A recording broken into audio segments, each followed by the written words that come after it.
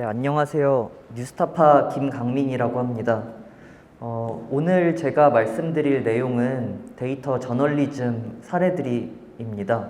예. 앞에서 데이터 액티비즘의 사례들을 많이 보셨을 텐데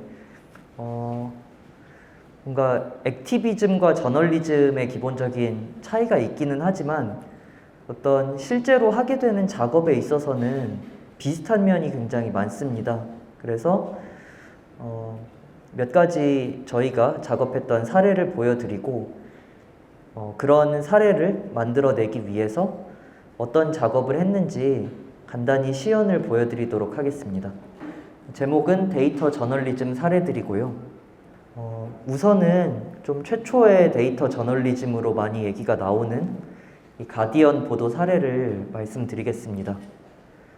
이 오른쪽에 있는 그 그림이 실제로 1821년도에 가디언에서 실었던 그런 기사입니다. 근데 기사를 보시면은 표 영역이 있는 걸 보실 수가 있어요.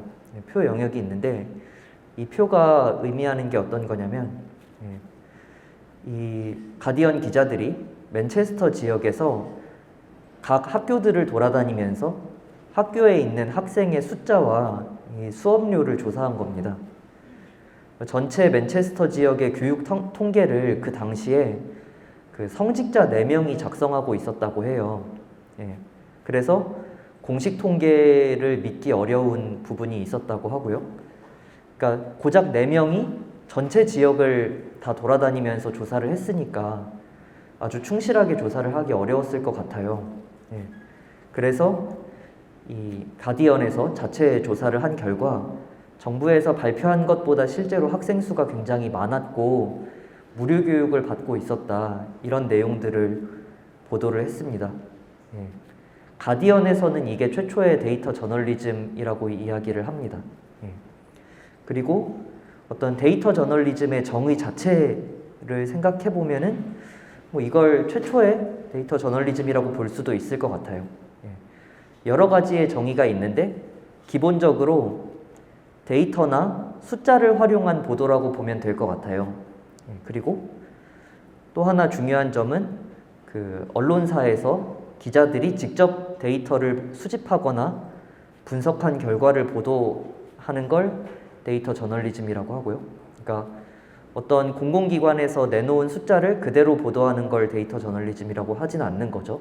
뭔가를 직접 한다는 의미가 있는 거고, 그리고 뭐 일반적으로는 뭐 차트, 각종 지도, 인포그래픽, 어떤 인터랙티브한 상호작용이 가능한 그런 정보를 그런 형태로 보도를 하는 경우가 많은데, 단순히 데이터 표만 들어가거나 아니면 숫자를 보도할 수도 있습니다.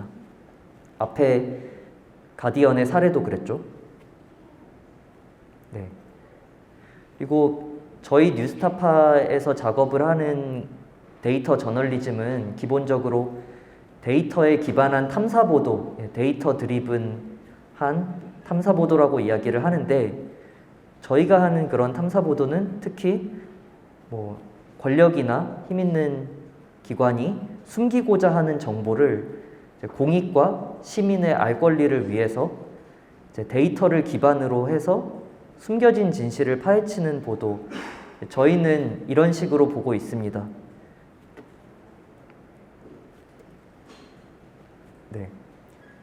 그래서 데이터 액티비즘과의 어떤 공통점이라고 하면 이런 숨겨진 팩트들을 발굴해서 보도함으로 인해서 사회가 더 나아지게 하려는 그런 지향이 있다고 보거든요. 데이터 액티비즘 활동들도 더 적극적으로 이제 활동을 해서 뭔가 사회의 변화를 이끌어내려고 하시는 거잖아요.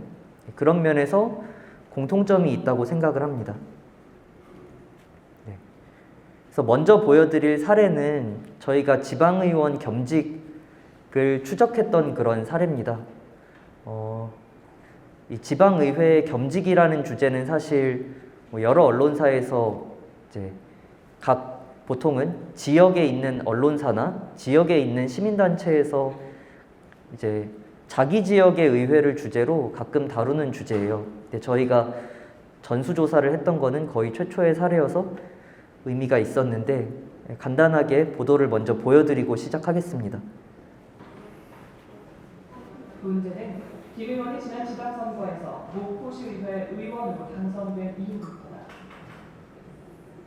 이 업체는 2014년 7월부터 10월까지 목포시청과 목포시 보건소와 잇따라 관계 계약을 체결했다.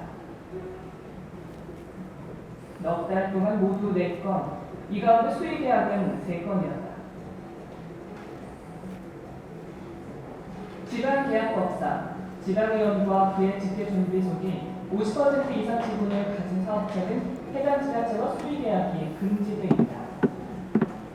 그런데 어떻게 수의계약이 가능했을까? 목포시청을 찾았다. 담당 공무원은 법 위반 사실을 인정합니다.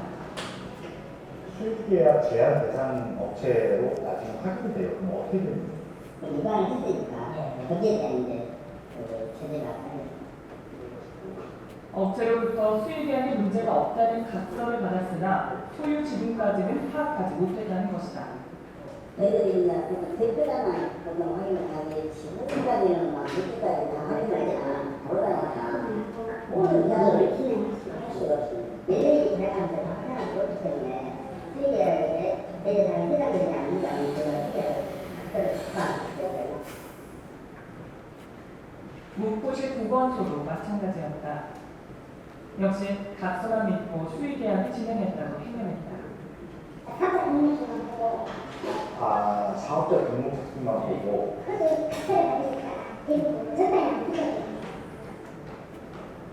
당시 업체가 제출한 각서다. 그런데 각서를 쓴 사람은 실제 소유주인 김 의원이 아닌 민모 씨. 어떻게 된 것일까? 확인 결과 김 의원은 2005년 업체 설립 이후 2014년 6월까지 대표와 사내이사로 있었다. 그런데 2014년 7월부터 10월까지 대표는 민모 씨로 바뀌었다. 이 넉 달 동안 수의계약 3건을 따냈다. 그리고 수의계약 체결 직후인 2014년 10월 28일 민 씨는 대표직을 사임하고 김 의원은 다시 유일한 사내이사로 복귀한다. 이 때문에 목포시는 이 회사가 수의계약 제한 업체라는 사실을 알지 못했다. 근데 계약했을 때 동시에 김강 씨도 돼 있었으면은 저희들이 계약 안 해주겠다는 말을 했어요. 그런데 이제 김강 씨가 아닌 다른 상자 앞에 상자이기 때문에 해줬으라고 그게 지분까지 확인이 안 돼요. 지금까지 확인 못한다. 대표자 확인을 본인이 아닌 걸로 생각하죠. 그러니까 이렇게 영화를 보니까 본인이 회사 다닌다고 말씀을 했어요. 지금은 의미할 때 그러면 한 수를 받아야 된다고 생각합니다. 정부를 표가 어떻게 해야 되는지 이 때문에 수의계약을 맺기 위해 민 씨를 넉 달짜리 대표로 세운 것이 아니냐는 의혹이 제기된다. 해명을 듣기 위해 민 씨에게 연락했지만 답변을 거부했다. 넉 달 사이에 이 주기준이 목포시와 수유계약을 맺었던 게 위법으로 드러났기 때문에 그러니까 말을 1박 8일 넘는 것 같은데요. 답변을 허가하면 안 되나요? 김 의원 역시 답변할 의무가 없다고 했다. 지분을 저희가 100%로 하든 90%로 하든 그거랑 상관이 없는 거잖아요. 예. 법에서 위반을 했다면 제가 책임을 지는 거죠. 그러니까 조기에 정직 신고를 안한 이유가 뭔지와 그리고 그 지분을 가지고 있는 것에 대해서 수의계약을 맺은 것들이 적절한지를 제가 최종적으로 좀 확인하고 싶어요. 여보세요. 예. 기자라고 그런 식으로 해서 내가 답변할 의무가 있어? 답변할 의무는 없지만 제가 질문을 드릴 수 있잖아요. 그래서 기사 쓰시고 네. 그러니까 이런 흐름입니다. 좀 배경을 네. 네, 배경을 말씀드리면 그 국회의원 같은 경우에는 그 300명밖에 없잖아요. 국회의원이 300명밖에 없기 때문에 감시를 보통은 많이 하는 편입니다. 그러니까 어떤 의원이 어떤 사업체를 가지고 있다고 하면 이제 이해상충에 대한 그런 문제를 언론들이 꼼꼼히 살펴보는 편이고, 그리고 의원들 같은 경우에는 1억 원이 넘는 연봉을 받고 있고 대신 겸직을 하는 게 금지되어 있습니다. 그러니까 의원이 어떤 뭐 사업체의 대표 이런 걸 하면 안 되는 거죠. 그런데 이런 뭐 시군구 의회, 이런 기초의회에서는 의원들이 받는 연봉이 굉장히 천차만별입니다. 그러니까 어떤 의회는 5천만 원 넘는 연봉을 주기도 하고 어떤 의회는 뭐 3천만 원 조금 넘는 연봉을 주기도 하고요. 지자체의 상황에 따라 지급하는 돈이 세비가 달라지고, 그리고 그보다 더 전에는 기초의회 의원들이 연봉을 안 받던 무보수 명예직이던 시절도 있었거든요. 그러다 보니까 일괄적으로 겸직을 금지하지 못했던 거예요. 그런데 분명히 이런 이해상충의 가능성이 있거든요.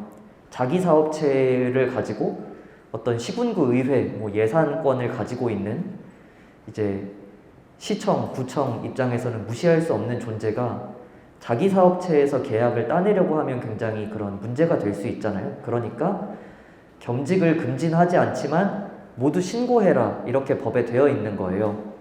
예, 그런데 지방의원의 수가 거의 사실 3,600명 정도가 됩니다. 기초의회랑 광역의회를 다 합치면 그 정도가 되는 거죠. 언론사들이 3,000명이 넘는 의원들을 감시하지 않아요, 보통은. 너무 많죠. 근데 이제 저희 뉴스타파에서 2018년도 지방선거 당시에 다들 감시를 안 하니까 우리가 한번 이번에 전수조사를 해보자, 이렇게 해서 접근을 한 겁니다. 예, 그리고 방금 보신 것처럼 어떤 겸직 신고 여부와 계약 여부까지 이렇게 파고 들어가는 데이터 작업이 있었습니다. 그 작업 과정을 설명해 드리면서 실제로 작업할 때 뭐 어떤 것들을 했는지도 잠깐 보여드리도록 하겠습니다.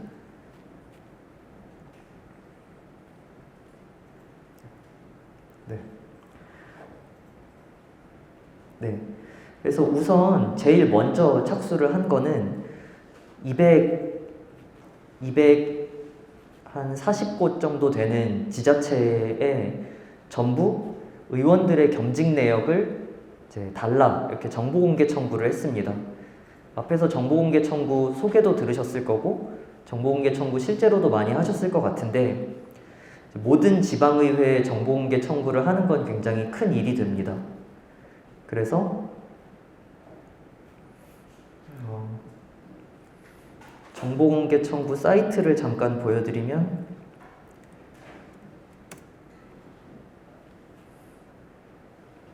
네, 이렇게 되어 있죠. 그리고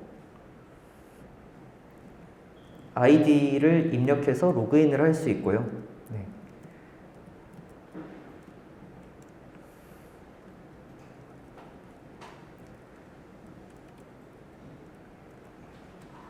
제 아이디를 하고 로그인을 하면 됩니다. 이 청구 쪽에 가서 청구 신청 이런 메뉴를 누르면 실제 청구를 할 수가 있습니다. 주제, 제목, 내용 이런 것들을 쓰게 되어 있고, 더 내려가면 청구 기관을 지정할 수가 있어요. 이 부분이 사실 일인 거죠. 왜냐하면 여기에서 저희가 지방자치단체를 선택해서 여기에서 모든 지방의회에 겸직 신고된 내역을 달라, 이렇게 보낸 건데, 여기 실제 보면 뭐 서울시도 있고 여기 종로구, 중구, 용산구 이렇게 있잖아요. 이거를 전부 추가를 하는 거죠. 실제로 이런 대규모의 청구를 할 때는 이렇게 클릭을 하는 것 자체가 굉장히 일이 됩니다. 네. 그런 과정을 거쳐서 이제 청구를 했는데 이 왼쪽에는 청구를 해서 받은 결과의 목록 일부가 나와 있어요. 보시면 뭐 어떤 곳은 PDF로 공개하고 어떤 곳은 한글, 어떤 곳은 엑셀 파일로 되어 있는데 속 안에 내용을 열어보면은 뭐 정보도 다 다르고 뭐 단위도 다 다르고요. 그런 거죠. 오른쪽에는 이제 정보공개 청구를 해서 받은 결과의 일부를 이제 넣어 놓은 건데 저희가 보도를 할 때 첫 번째 사례로 넣었던 그 목포 시의원 사례처럼 목포시에서 받은 그 겸직 현황 내역입니다. 그 문제가 됐던 김 의원의 겸직 신고 내역을 보면은 저 회사 이름이 안 들어가 있어요. 네, 안 들어가 있죠. 신고를 안 한 거예요. 네. 그래서 이렇게 서로 다른 형태의 답변을 동일한 양식으로 정리를 하는 게 그 두 번째 과제였고요. 그래서 여기 보시면은 앞에 그렇게 서로 다 다른 모습으로 되어 있는데 여기에서는 저희가 양식을 다 깔끔하게 정리를 해 놓은 겁니다. 네.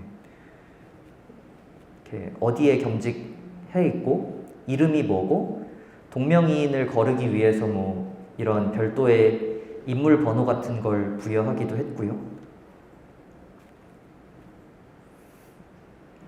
네. 근데 이제 문제가 있었는데 저희가 야심차게 겸직 사항을 정보공개 청구를 해서 엄청난 시간 동안 200 몇십 개의 파일을 다 열어서 이렇게 겸직 내역을 정리를 해놨거든요. 근데 나중에 생각을 해보니까 사실 우리는 신고된 겸직이 아니라 신고되지 않은 겸직을 알아야 되잖아요. 그래야지 이제 불법이란 얘기를 할 수 있는데 저희는 신고한 내역만 가지고 있는 거죠. 그래서 신고되지 않은 겸직 내역을 어떻게 알 수 있을까 이런 게 좀 문제가 됐습니다. 그래서 결론은 노가다를 한 거죠. 예. 실제로 저희가 3,600명의 이름을 전부 다 인물DB에서 검색을 했어요. 예. 약간 뭐 회원제로 이제 쓸 수 있는 그런 데이터베이스에 가입을 아이디를 구해서 실제로 3,000 몇백 번을 다 검색을 하고 신고되지 않은 뭐 회사의 뭐 대표, 뭐 이사 이런 게 나오면은 그때마다 다 엑셀 파일에 정리를 했습니다.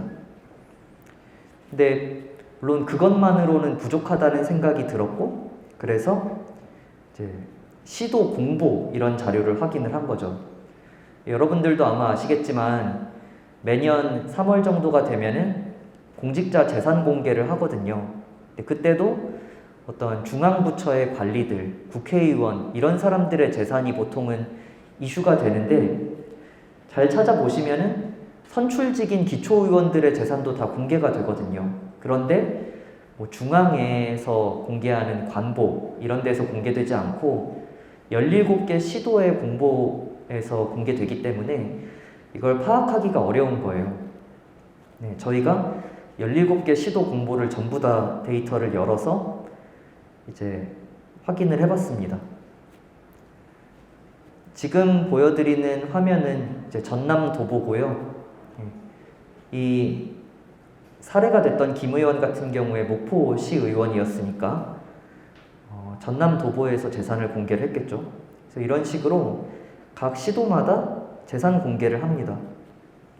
다운로드를 이렇게 누르면 파일 다운로드를 받고요.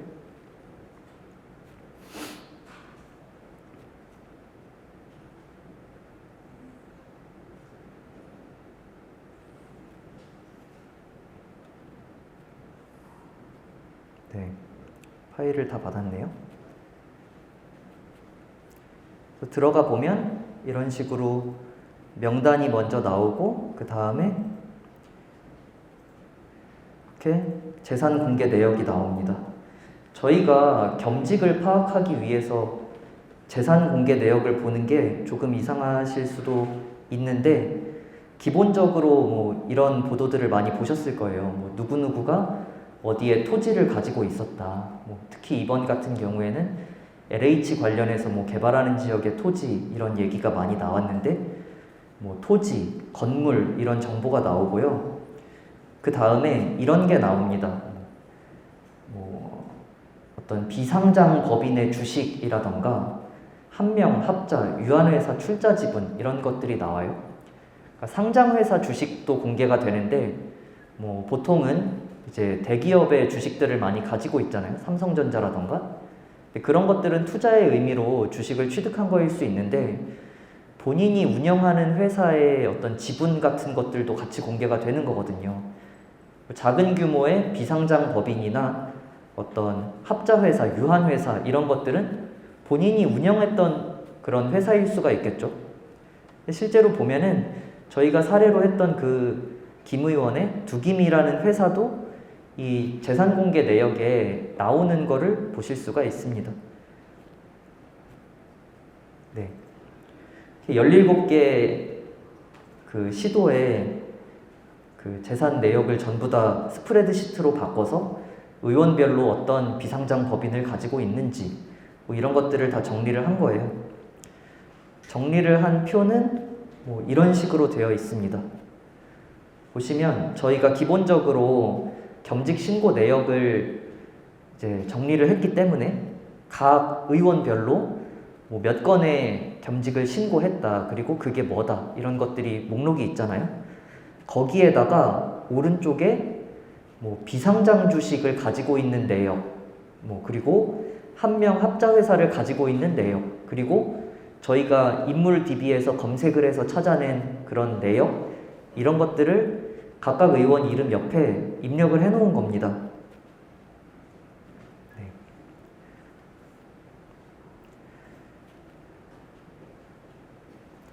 네. 근데 이렇게 해서 저희가 신고되지 않은 겸직의 내역들을 알게 되었고요. 그 다음에 뭐 추가적인 어떤 팩트체크의 과정이 분명히 있었습니다. 예를 들면 법인 같은 경우에 실제로 뭐 이사로 이제 문제가 됐던 그 시기에 이사로 재직을 하고 있었는지 이런 걸 정확하게 파악을 해야 되잖아요.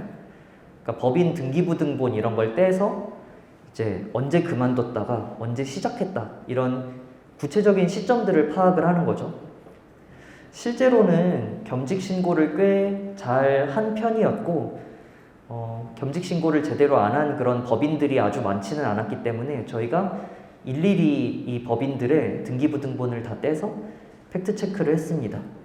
이제 그 다음에 이익에 관한 정보들을 다시 확인을 해본 건데요. 실제로 방금 그런 보도의 도입 부분이 설득력을 가질 수 있는 게 이 의원이 몇 달 동안만 대표이사에서 잠깐 물러나 있은 다음에 계약을 따고 그 다음에 다시 대표이사에 복귀를 했잖아요. 복귀를 할 때 나 겸직 중이다 이런 걸 신고하지도 않았고요. 예. 이렇게 자기가 이득을 취했기 때문에 어떤 보도의 설득력이 더할 수 있었던 것 같거든요.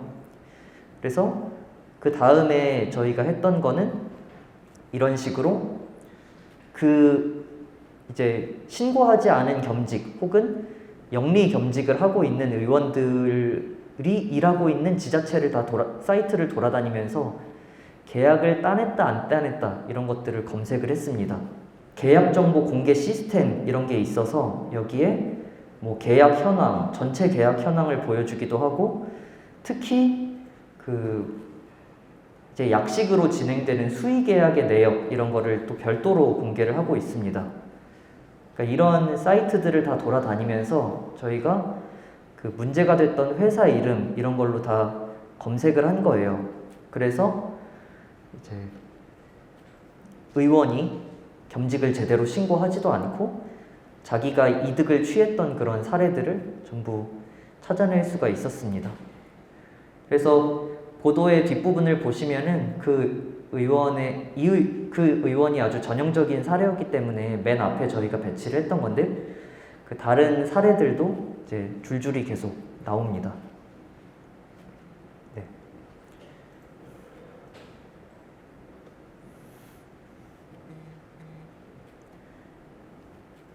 그래서 이 저희 겸직 보도를 했던 이런 것들을 보면은 어떤 데이터 액티비즘에서도 참고를 할 수 있는 그런 부분이라는 생각이 드는데요. 사실 사람들이 기초 의원들의 겸직과 거기에 따른 이해상충 이런 문제를 별로 관심을 많이 두지 않았었죠. 그렇기 때문에 이게 정보가 공개되는 대상임에도 불구하고 사실은 감춰져 있던 정보라고 감춰져 있던 정보였던 거예요.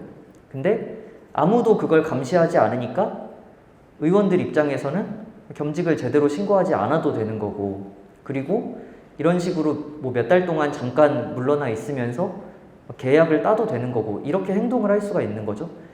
그러니까 사실 정보가 공개되고 누군가가 관심을 가지고 이걸 청구해서 이걸 가지고 분석한 결과를 공개하는 그 자체가 사람들로 그 감시의 대상이 되는 어떤 공직자들에게 더 조심하게 하는 그런 효과가 있을 것 같아요.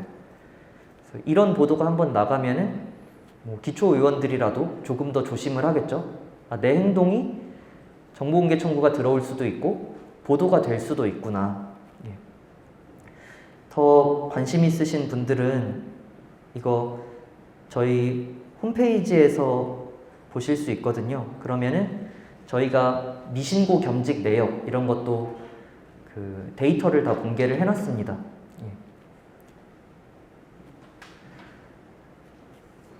그런 사례였고, 다음 사례를 좀 보여드리겠습니다.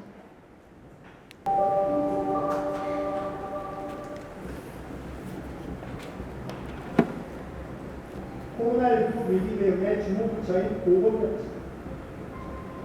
지난해 말 보건복지부의 수장이 새로 임명됐습니다. 권덕철 장관은 취임사에서 국민과 함께 코로나19 위기를 극복하겠다고 다짐했습니다.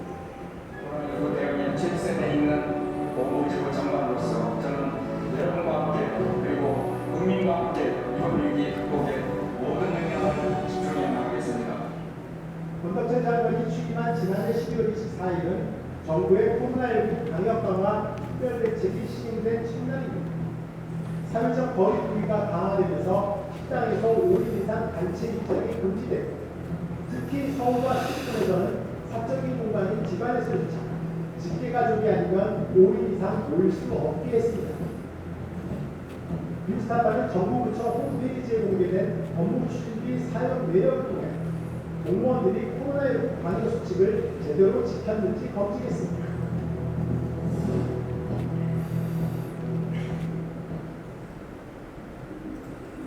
권덕철 보건복지부 장관의 업무 추진비 사용 내역입니다. 크리스마스 단 하루를 제외하고 취임 첫날부터 연말까지 매일 업무 추진비로 밥을 먹었습니다. 그런데 특이한 것은 식사 인원수가 모두 3명으로 동일하다는 점입니다. 권덕철 장관이 지난해 12월 29일 일행과 함께 밥을 먹은 식당을 가봤습니다. 이곳의 음식 가격은 1인분에 10,000원 안팎. 그런데 이 식당에서 권 장관이 결제한 밥값은 127,000원. 권 장관 일행 3명이 1인당 4인분의 음식을 주문하지 않고서는 나올 수가 없는 금액입니다. 아니나 다를까 실제 식사 인원수는 3명이 아니었습니다. 거기 많대요. 제 식당이 많다고 그러는데요. 네, 그러니까 거기도 그 수행을 써주셔가지고 진짜 해주셨거든요. 같이 써서 제가 있고요. 3명이 아니고 오신 것 같다. 여기 성도 몇 명이 여기로 들어가신 거죠? 여기는 한 10명 됩니다. 보건복지부가 장관의 업무 추진비 사용 인원을 실제보다 축소한 사례는 또 있습니다. 권 장관이 지난해 12월 31일 각각 31만 5천원을 결제한 식당. 하지만 이 식당에서 식사한 인원은 업무 추진비 사용 내역에 적힌 3명이 아니라 9명이었습니다. 내부는 전부 수행하고 거를 다른 별도로 식사 똑같이 하시죠. 장관을 포함해서 9분이 드셨다. 근데 여기서 3명으로만 적어주고 있었죠. 네, 오해 소지가 있으니까. 아니, 오해를 소지가 있는 거죠. 네, 같이 식사를 하고. 다른 테이블에 따로 앉았기 때문에 방역수칙 위반이 아니라는 보건복지부의 해명입니다. 그러나 정부는 지난해 12월 24일부터 식당에서 5인 이상 공반 입장 자체를 금지했습니다. 예를 들어 8명이 테이블을 나눠 4인씩 앉아 식사하는 것도 방역수칙 위반입니다. 이를 어길 경우 식당 주인은 300만 원 이하, 이용자에게는 10만 원 이하의 과태료가 부과됩니다. 실제로 서울시는 3월 말 현재 5인 이상 집합금지 명령을 어긴 46건을 단속, 이 중 110명에게 과태료를 부과했습니다. 코로나19 방역 지침이 5인 이상 모이는 것을 금지하고 있기 때문에 그것을 의식한 행동은 보이고요. 실제 그 이상의 인원이 모여서 식사를 했다는 것은 아주 심각한 문제인 것 같아요.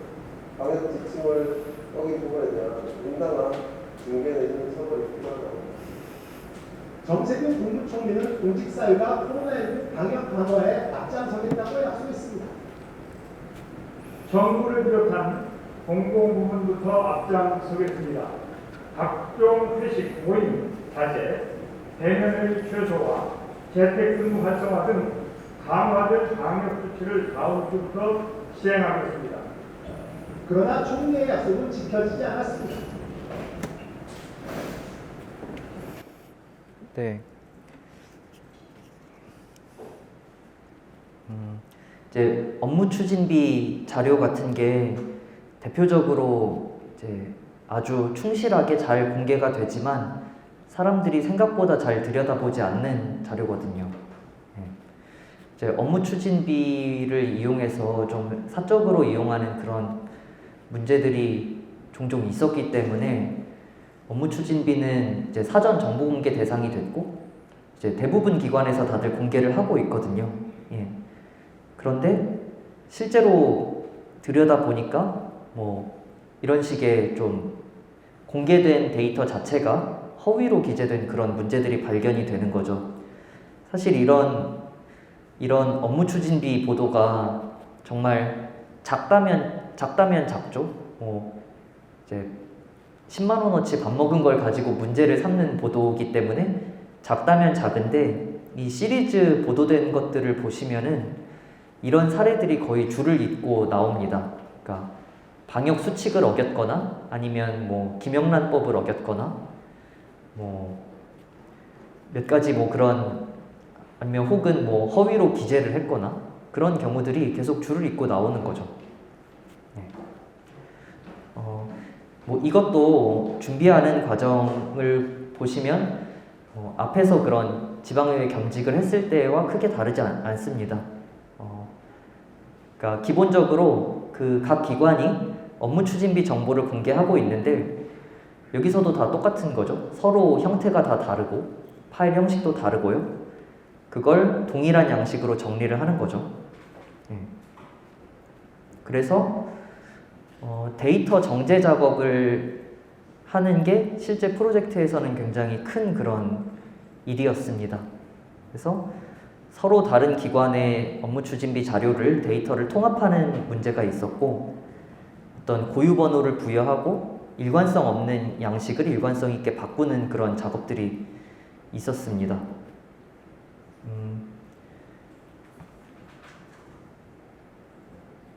네.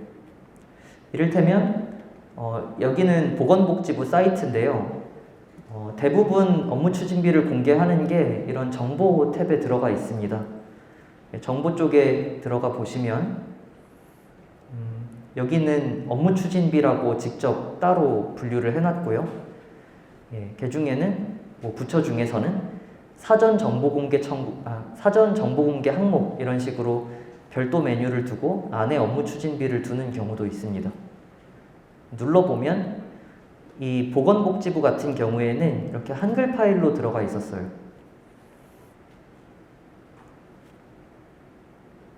네. 파일을 누르면 이런 식으로 그 각각의 그 업무 추진비 사용 내역 데이터가 나와 있고요.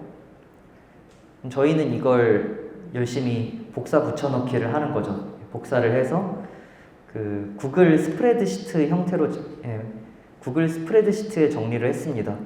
네. 많이들 사용을 하실 텐데요.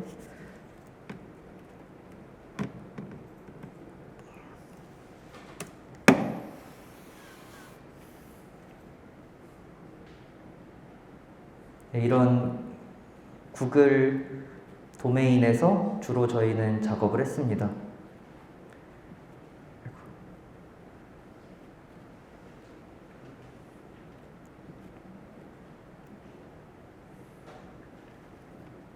네.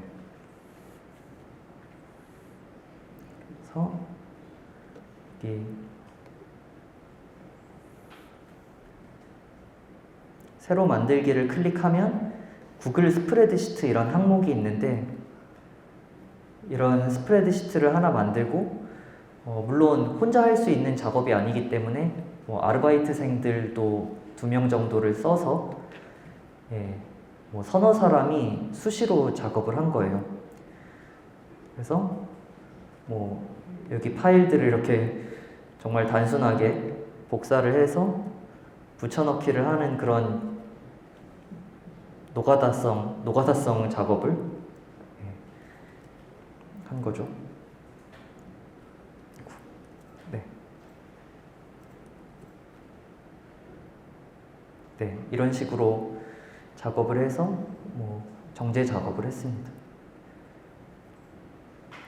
그리고 사실 한글 엑셀 파일로 나오는 게 제일 정리를 하기에는 좋고, 저렇게 한글 정도 형식만 돼도 복사 붙여넣기를 하면 할 수는 있는데, 더 안 좋은 형태는 이렇게 PDF 형태로 나오는 거예요. 그래서 이런 경우에는 PDF를 파싱하는 그런 작업을 하기도 하고요.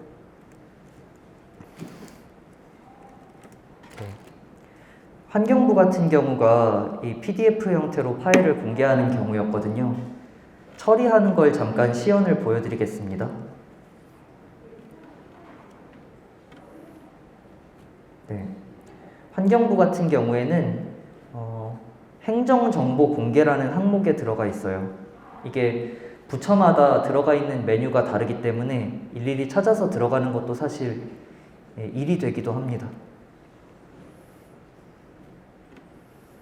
그래서 업무 추진비 항목에 들어가면 이런 식으로 장차관, 실국장 파일이 별도로 올라와 있습니다.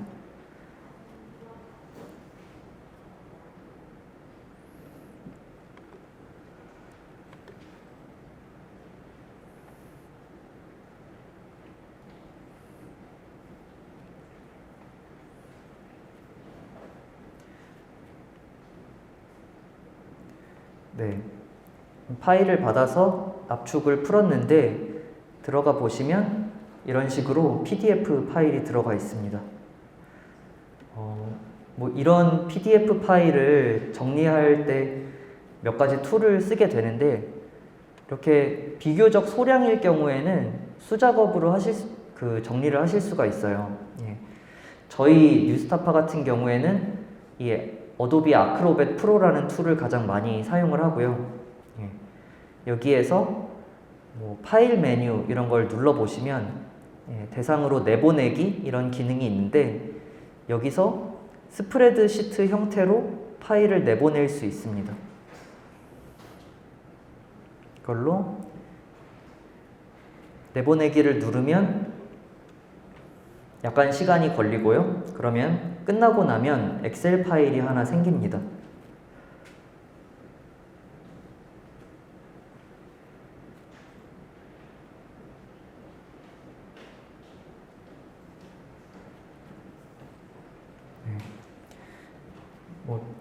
저희는 엑셀 프로그램을 사용하고 있어서 이제 내보내기를 하면 자동으로 이렇게 파일이 열리고요.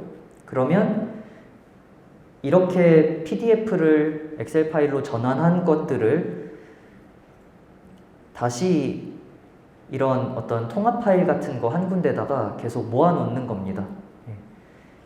같은 데이터가 같은 열에 들어가도록 정리를 하는 거죠.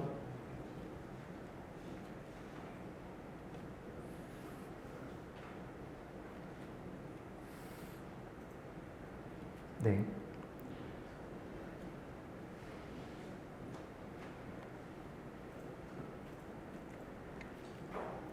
다음 사례를 한 개 더 보여드리겠습니다.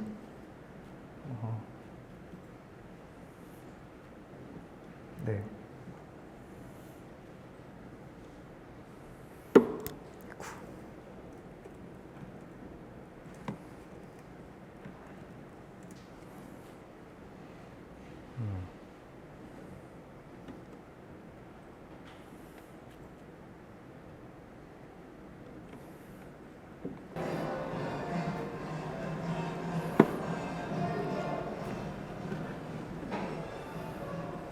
오늘은 기다리고 기다리던 시상식 날.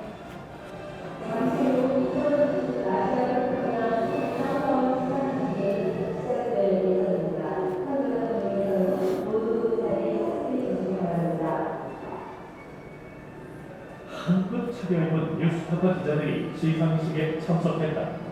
It has been our honor to recognize innovation in the workplace in the Asia-Pacific region for the past 7 years.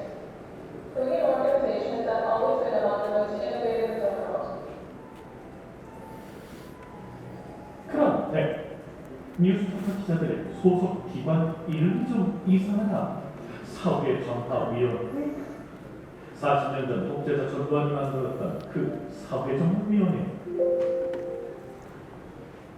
안녕하세요. 저는 뉴스 설파람이 인터넷에 김지훈이라고 합니다. 뉴스타파가 아니라 뉴스 설파?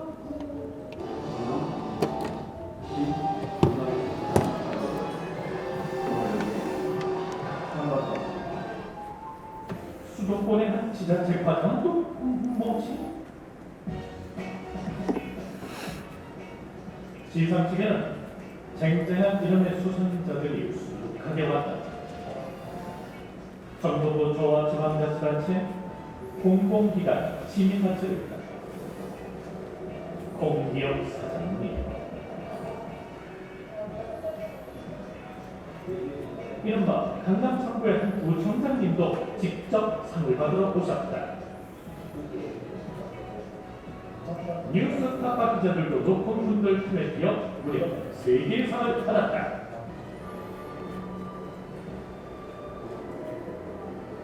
영광스럽게도 금상 2개, 동상 1개. 저희 뉴스를 이제 막 시작하는 젊은 매체입니다. 저희는 더 깨끗한 사회를 만들기 위해서 앞으로도 노력해나가 그런 뜻으로 받아들이고 열심히 하겠습니다. 감사합니다.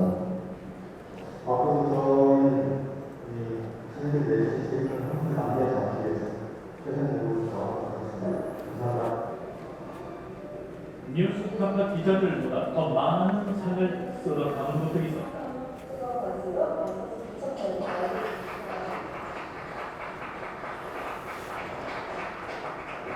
노동자로서 노예가로서는 노예자로서 명령 기회시대 진상 정부 분산 수상하셨습니다. 이어 4차 산업혁명 시대에 실험실을 잘하다 2020 아시아태평양 스티비 어워즈 대상등을 휩쓴 박성수 송파구청장의 수상소. 송파구가 서울의 자치구하고에 있어서 가장 많은 4개 분야에 대해서 수상했고요. 총 5개 상을 받았는데 아주 기쁘게 생각을 합니다. 아시아태평양 스티비 어워즈는 대체 어떤 상이길래 이렇게 감격에 겨워합니다. 스티비 어워즈가 운영하는 홈페이지와 포털 사이트에는 이 상이 전 세계 최고 비즈니스계의 오스카상 같은 별난한 수식어로 소개되고 있다.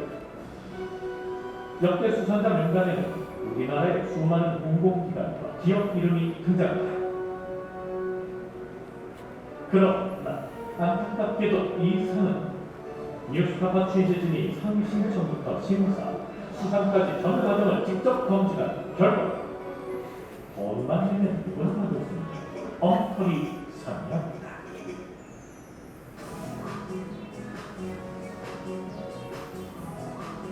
(2019년 11월) 뉴스타파 사무실. 스티비 프로젝트 취재진 처음 모였다.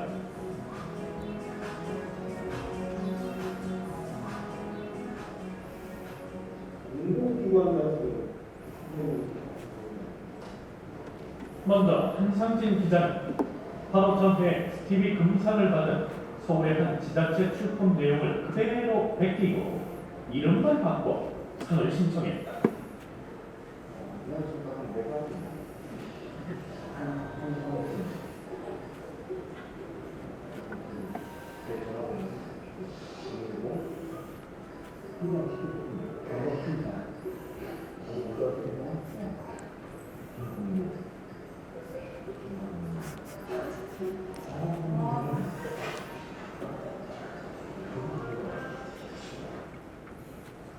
김강민 기자는 전두환이 정치 탄압, 언론 탄압을 목적으로 만들었던 사회정화위원회라는 기관 이름을 채용해 영문으로 출품했다. 다음은 내용 막 지웁니다.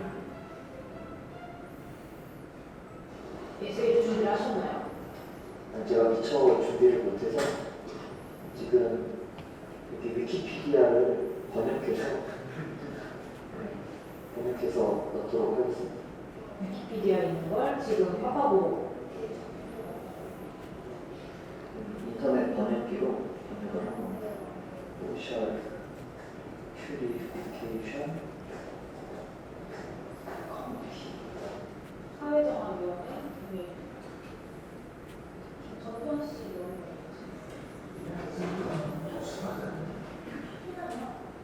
그냥 전두환 일단은 김강민 씨가 김지윤 기자는 뉴스타파의 인기 콘텐츠인 썸의 로고만 바꿔서 출품했다. 뉴스 설파라는 가공의 언론사를 급조했다. 저희 뉴스타파 로고 어떤 학교 좀 안 보이게 예, 이거를 뉴스 설파로 저희가 직원이고요. 강조가 일반적인 순간은 널리 출품을 하려면 도움을 내야 한다. 돈내는 거예요. 사람 출품하는데 무슨 돈을 내요? 액수도 너무 큰것 같아요. 부담스러운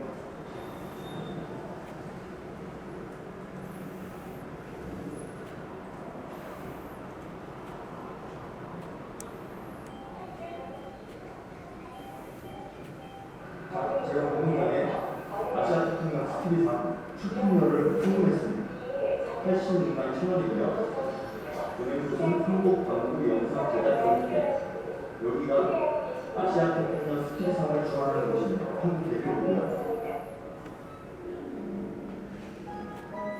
엉터리 작품 3개를 출품하는 데는 일단 150만 원이 넘는 돈이 들어갔다. 스티비 어워즈는 황당하게 심사위원도 모집을 했다. 뉴스타파 취재진은 상을 신청한 뒤 심사위원 자리도 노려보기로 했다. 심사위원이 어떻게 선발되는지 심사 과정은 어떤지 알아보기 위해서였다. 그럴듯한 경력을 꾸며 제출했다. 김지윤 기자는 프리랜서 미디어 전문가로 위장했다. 심사위원 신청서를 내기 위해서 이메일을 넣고 가상의 방송사 프로듀서로 해가지고 지금 신청을 하고 있습니다. 인더스트리 저는 방송사 프로듀서니까 미디어 같아요. 김강민 기자는 더 이상 존재하지 않는 사회정화위원회 위원이 됐다.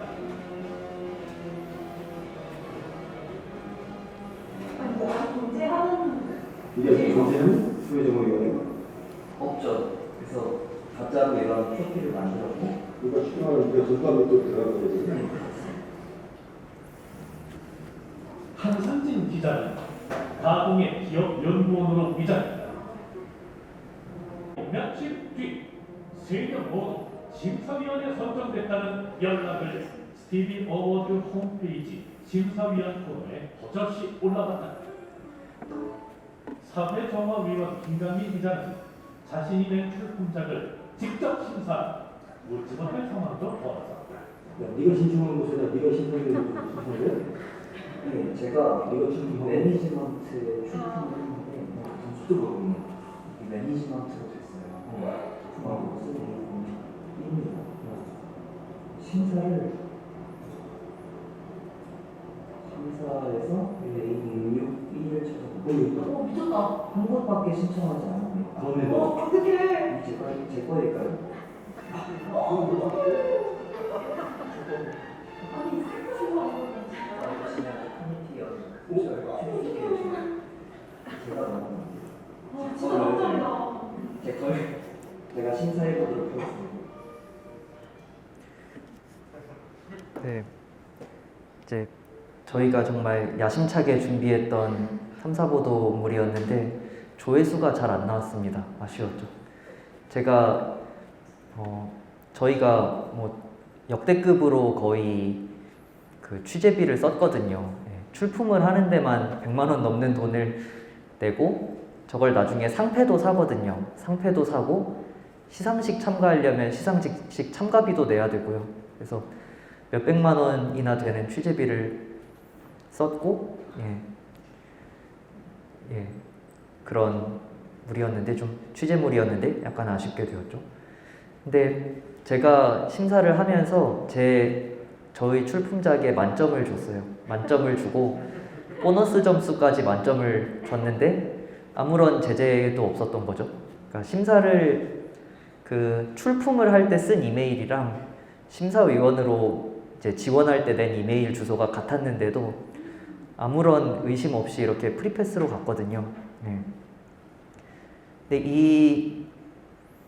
이 프로젝트에서 정말 그러니까 약간은 좀 코미디스러운 그런 구성을 저희가 했거든요. 근데 나중에 여기 상을 받은 기관들의 면면을 보시면 굉장히 놀랍습니다.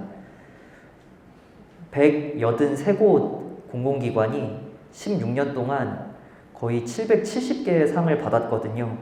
저희가 확인한 예산만 거의 한 2014년 이후에 들어간 예산만 7억이고 이제 하청업체 같은데 전가된 비용을 합치면은 10억 원이 넘는 예산이 이 상을 받는데 들어간 걸로 이제 보이고 있습니다.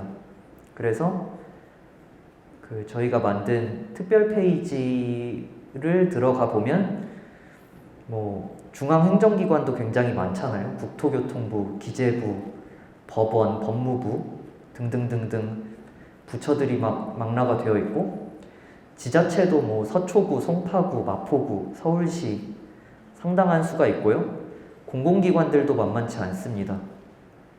눌러보면은 몇 년 동안 얼만큼의 상을 받았고 2017년부터 4년 동안 서초구 같은 경우에 35개 상을 받았고 뭐 출장비, 트로피값, 출품료 등으로 7,100만 원 정도의 예산을 쓴 걸로 나와요.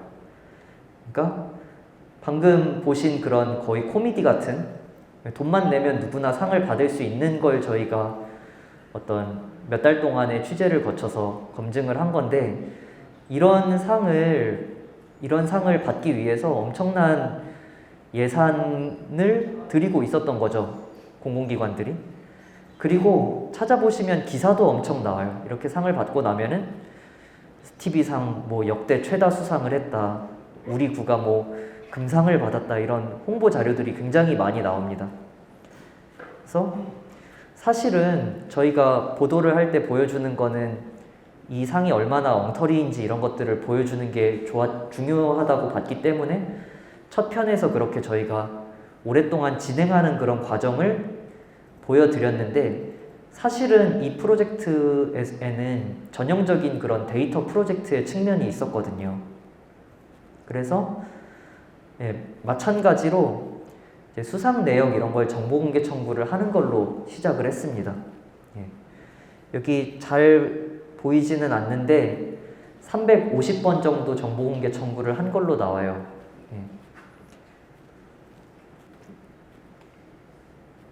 그리고 정보공개 청구를 한 파일들을 이렇게 수합을 해서 특히 뭐 예산 이런 것들을 집계를 나름대로 했고요. 근데 그거 말고 또 이런 부분도 꼭 필요한 부분이었습니다. 예를 들면 이 스티비상 주최 측에서는 이 상을 받은 이 수상자들 명단을 전체 공개를 하고 있거든요. 여기 들어가면 이 상을 전 세계에서 이 상을 받은 기관들이 거의 수만 단위인 걸로 보이고 상을 받은 전체 개수가 5만 개 정도가 됩니다. 그러니까 나름대로 굉장한 비즈니스라고 볼 수가 있죠. 그리고 여기 오른쪽에 이런 메뉴를 클릭하면 몇 년도에 어떤 부문에서 상을 받았다 이런 상세한 정보들이 표시가 됩니다. 특히 국적에 대한 정보가 여기를 눌러야지 이제 표시가 되거든요. 근데 저희가 이 데이터를 수집하는 것도 굉장히 큰 일이었죠. 앞에서 업무 추진비 자료를 정리할 때 보여드렸던 게 PDF를 엑셀로 바꾸는 그런 작업을 보여드렸잖아요. 사실은 PDF를 엑셀로 바꾸는 것도 양이 더 많아지면은 파이썬 같은 그런 프로그램을 사용하기도 합니다. 그런데 이렇게 웹상에 있는 정보를 이제 저희가 수집을 할 때도 그런 파이썬 같은 걸 활용해서 웹 스크래핑을 하기도 합니다. 그래서 웹 스크래핑을 했던 모습을 잠깐 보여드리겠습니다. 셀레늄이라는 그런 라이브러리의 도움을 많이 받았는데요. 왜냐면은 여기 이렇게 이 더보기 메뉴를 클릭해야지만 이런 정보가 표시되는데 여기에서 이제 이런 컨트리, 국적 이런 정보를 가지고 와야 되잖아요. 근데 이 정보가 이 웹페이지 자체에 그냥 남아있는 게 아니라 이걸 꼭 눌러야지만 생성이 돼요. 그래서 이제 그런 누르는 부분을 자동화하는 게 셀레늄이거든요. 그래서 이렇게 좀 보여드리면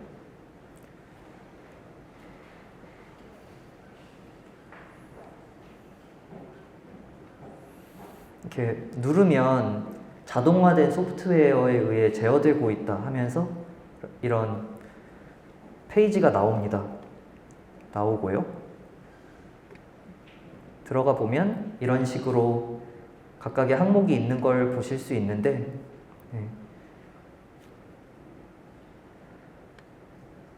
여기 다음 줄에 있는 코드를 실행하면 이 페이지를 이 더보기 버튼을 하나씩 누르면서 이걸 누를 때마다 사실은 다른 별도의 파일에다가 이걸 저장을 합니다. 계속.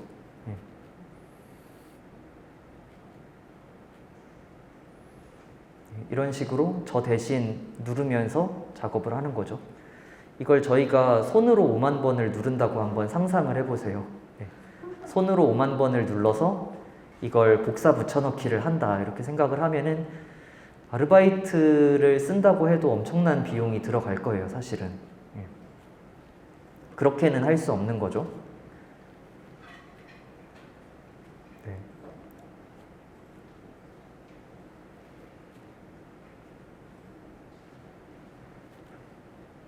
이 사이트가 좀 이상하게 만들어져 있었는지 평소와는 다르게 이게 코드가 좀 불안정하게 작동을 하기도 했어요. 그래서 제가 이 수상 내역을 긁는 동안 제 컴퓨터에 조용히 이 소프트웨어를 띄워놓고 저는 다른 읽을 거리를 읽는다거나 좀 부득이하게 지금은 작업을 하기 어렵다 이런 그렇게 하기도 했었습니다. 그래서 아이고, 지금 껐기 때문에 에러가 났는데 지금 긁은 결과를 하나 살펴볼게요.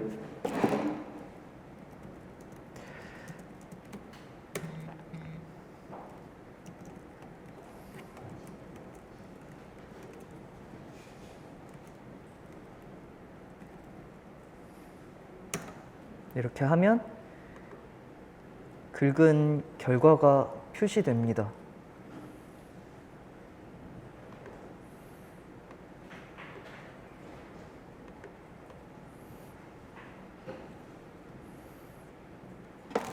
네, 엑셀 파일처럼 생겼죠.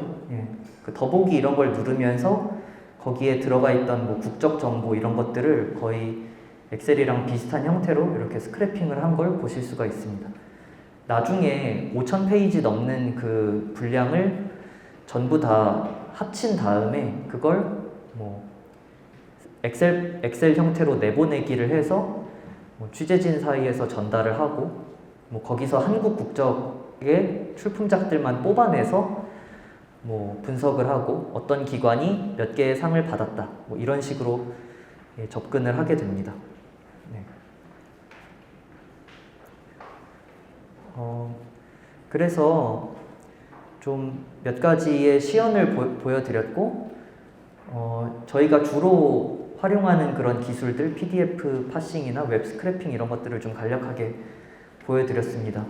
이제 시간 관계상 이런 기술들을 실제로 어떻게 쓰는지 이런 걸 아주 자세하게 소개를 해드리지는 못했는데 이런 식의 기술들이 있구나라는 걸 알아두고 혼자 뭐 공부를 하시려고 하면은 자료들이 많이 있거든요. 유튜브나 그런 곳에.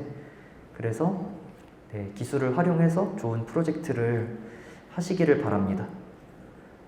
이 스티비 프로젝트 같은 경우에는 정말 아쉬운 프로젝트였어요. 그러니까 저희가 재밌게 만들려고 노력을 많이 했는데 생각보다 그렇게 알려지지가 않기도 했고 그리고 공공기관에서 뭐 조회수가 낮아서 그런 건지는 모르겠는데 공식적인 반응을 보인 곳이 한 군데도 없었거든요. 예.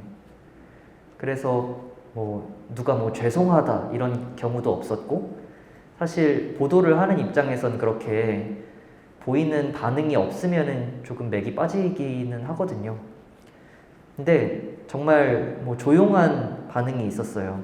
예, 조용한 반응이었는데 2021년도에 이 아시아 태평양 스티비상 이제 시상을 해서 저희가 그 결과를 확인해 봤는데 공공기관들이 하나도 안 나온 거예요.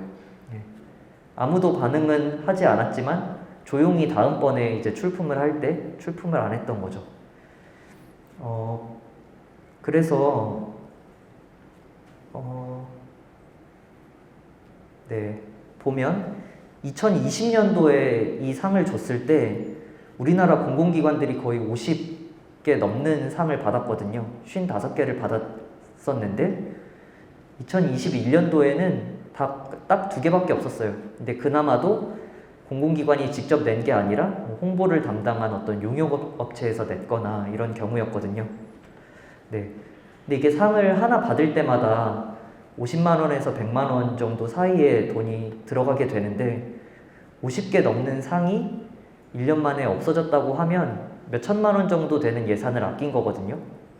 저희가 보도를 안 했다면은 뭐 내년에도 했을 거고 내후년에도 계속 이런 엉터리 상에 출품을 했겠죠. 잠재적으로 한 몇억 원 정도 뭐 크다면 크고 작다면 작다고 할 수도 있지만 크다면 큰 그런 세금을 아낄 수 있는 그런 변화를 불러일으켰기 때문에 나름대로 유의미한 그런 프로젝트였다는 생각을 해보았습니다. 결국에는 데이터 액티비즘이나 저널리즘이나 목표로 하는 지점은 이런 것 같아요. 어떤 변화를 일으켜내는 것, 더 사회나 정부가 좋은 방향으로 움직이게 하는 것, 그리고 그 과정에서 설득력을 더하기 위해서 데이터를 필요로 하는 거죠. 예. 물론 보도로 보신 것처럼 데이터가 변화를 위해서 필요한 전부는 아닌 것 같아요. 데이터만 있다고 되는 것은 아니고 이제 실제 어떤 그 당사자들의 입장이나 이런 것들 현장에서만 볼 수 있는 그런 것들을 확인하는 것까지 같이 수반을 해야겠지만 여러분들이 어떤 시민사회 활동을 하시는 데 있어서 데이터 기술을 잘 활용하시면 좀 좋은 변화를 일으키는 데 도움이 많이 될 것 같습니다. 혹시 질문이 있으신가요?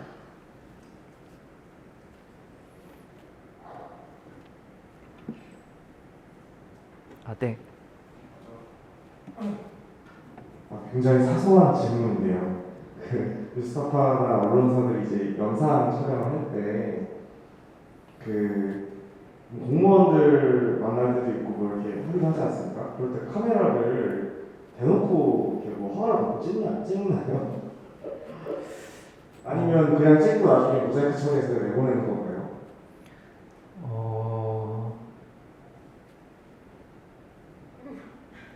어깨 비밀이면 제가 그냥.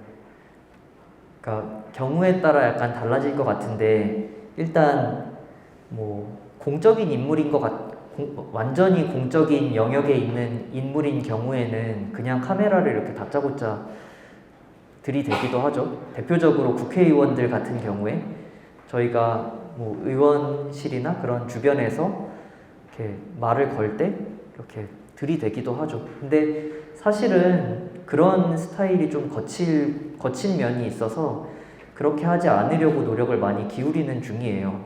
그래서 저희가 사실은 정식으로 인터뷰 요청을 먼저 하기도 하고 혹은 뭐 공식 입장을 달라 뭐 이런 요청을 하기도 하는데 저희가 카메라를 들고 그냥 이렇게 들이댈 때는 이렇게 공식적인 그런 요청을 몇 번이나 했는데 거절당한 그런 경우들이라고 보시면 될 것 같아요.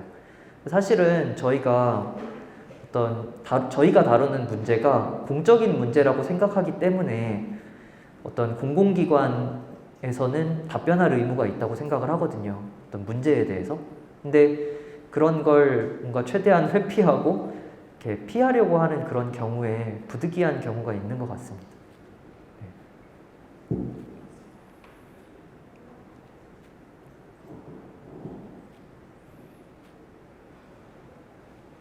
저 질문. 네네. 아, 네. 아까 웹스크래핑 시연해 주셨을 때요. 네네. 그때 보여줬던 라이브러리 그게 자체가 원래 그런 프로그램들이 좀 많은 건지 그리고 유료인지 약간 이런 것들을 좀 더 설명을 해주시면 좋을 것 같습니다. 네네. 저희가 보통 사용하는 것들이 완전히 무료로 사용할 수 있는 것들이고요. 네. 이런 스크래핑 할 때 사용하는 것들이 종류가 또 아주 많지 않거든요. 라이브러리들이. 셀레늄이나 뭐 그 엑셀처럼 그런 이제 행렬 데이터를 다룰 때 사용하는 건 판다스라는 라이브러리를 많이 사용하고요. 그리고 파이썬에 기본 내장되어 있는 리퀘스트라는 라이브러리랑 이 HTML 내용을 이렇게 구조화할 때 사용하는 건 뷰티풀 숲이라는 걸 쓰거든요. 네, 이런 정도의 라이브러리를 사용한 거였는데 이때는 전부 다 무료였습니다. 다만 처음에 공부를 하실 때는 약간 장벽이 있어요. 왜냐하면 파이썬이라는 프로그래밍 언어를 꼭 알아야 되기 때문에 어떤 기초적인 문법들, 뭐 변수, 함수, 클래스 이런 개념들을 익히셔야 돼서 그런 게 시간이 뭐 몇 주 혹은 몇 달간이 걸릴 수는 있는데 사실 뭐 저희 같은 언론 업계나 시민사회계에서 아주 특정한 목적을 가지고 한다고 하면은 배울 게 아주 많진 않거든요. 네. 저희 데이터 저널리즘 스쿨에서도 뭐 일부 기초적인 수준의 파이썬을 다루고 있습니다. 그러니까 지금 기수는 진행 중이고 모집은 하지 않고 있는데 관심이 있으시면 뉴스타파 데이터 저널리즘 스쿨 다음 기수에서 수업을 들으시면은 어떤 그런 부분에서 좀 배우실 수 있습니다.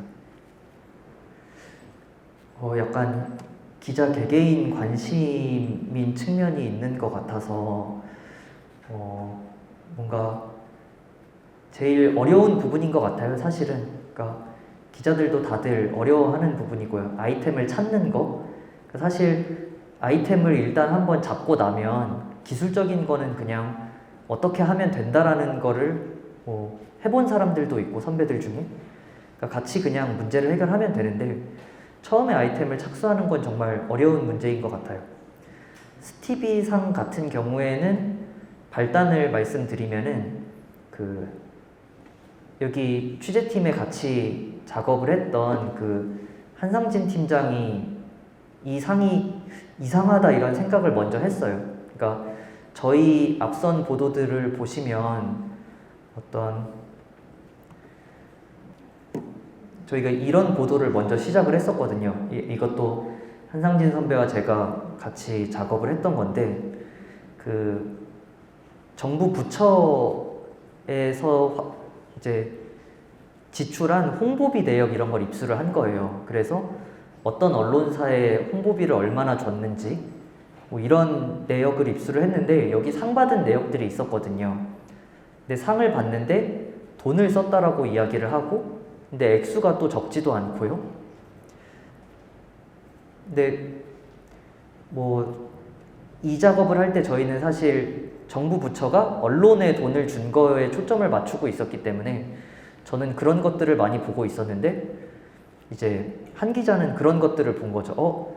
이 상 뭐지? 이거 처음 들어보는 상인데? 그런데 정부에서 막 돈을 주네? 이 상을 받은 기관이 더 없을까? 전수조사를 해볼까? 이런 아이디어를 가지고 처음에 시작을 하게 된 거예요. 네. 도움이 됐을지 모르겠네요. 뭔가 그런 작은 포인트를 놓치지 않고 호기심을 가지고 접근을 하는 게 중요한 것 같습니다. 들어주셔서 감사합니다.